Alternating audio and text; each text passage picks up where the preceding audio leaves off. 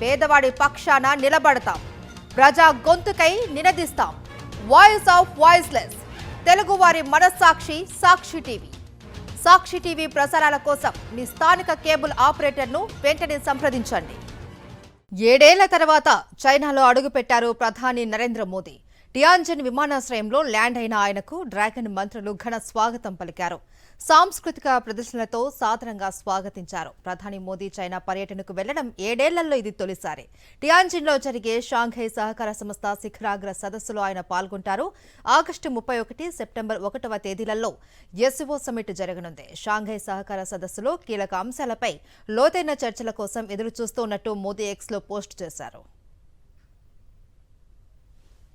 రేపు టియాన్జిన్లో ప్రధాని మోదీ చైనా అధ్యక్షుడు జిన్పింగ్ భేటీ కానున్నారు. ద్వైపాక్షిక సంబంధాల బలోపేతమే అజెండాగా చర్చలు జరపనున్నారు. ట్రంప్ టారిఫ్లు, ట్రేడ్ వార్, సరిహద్దుల్లో శాంతి, సుస్థిరత, పరస్పర సహకారంపై ప్రధానంగా చర్చించనున్నారు.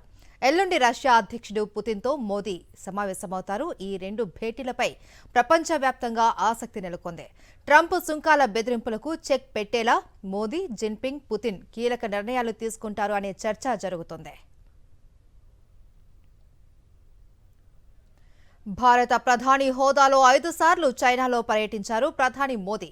వివిధ వేదికలపై 18 సార్లు జిన్పింగ్తో భేటీ అయ్యారు. చివరిసారిగా 2018లో చైనా వెళ్లారు మోదీ. 2019లో జిన్పింగ్ భారత్ వచ్చారు.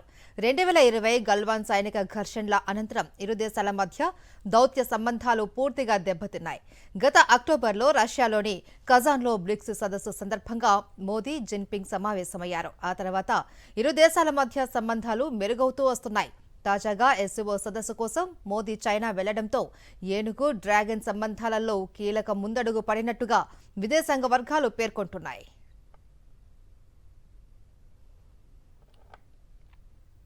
ట్రంప్ టారిఫ్ వార్తో అంతర్జాతీయ ఆర్థిక వ్యవస్థ పెను సవాళ్లను ఎదుర్కొంటోంది. ఈ క్రమంలో భారత్ చైనా సంబంధాలను ఆసక్తిగా చూస్తూ ఉన్నాయి ప్రపంచ దేశాలు.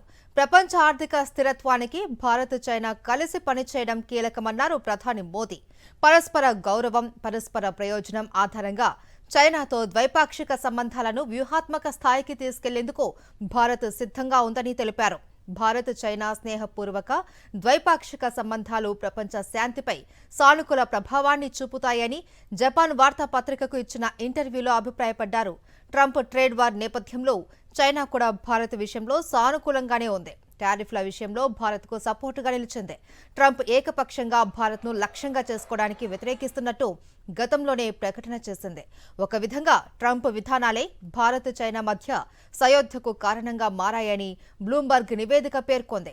భారత్, చైనా, రష్యా ఏకతాటిపై నడిస్తే అమెరికాకు చుక్కలు కనిపించడం ఖాయమంటున్నాయి విదేశాంగ వాణిజ్య వర్గాలు. మోదీ, జిన్పింగ్, పుతిన్ కలిసికట్టుగా తీసుకునే నిర్ణయాలు ప్రపంచ ఆర్థిక వ్యవస్థలో పెను మార్పులకు నాంది కావచ్చు అనే అంచనాలు ఉన్నాయి.